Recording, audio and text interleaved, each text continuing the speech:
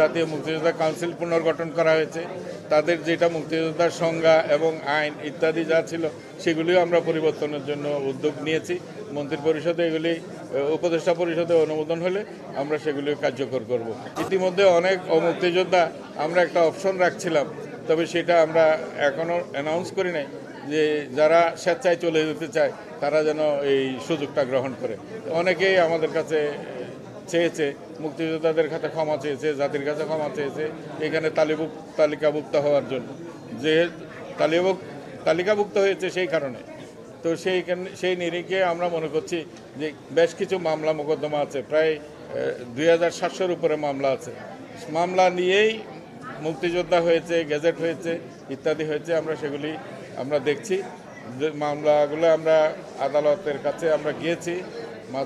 আদালত যদি এই মামলার ব্যাপারে যে যথাযথ যদি রায় দেয়, আমরা মনে করছি সেই অসঙ্গত আছে অনেক বিষয়, এইগুলি যদি আমরা রায় পাই তাহলে আমরা তাদেরকে শাস্তিমূলক ব্যবস্থায় নেব এবং এক্ষেত্রে অনেক মুক্তিযোদ্ধা হবে।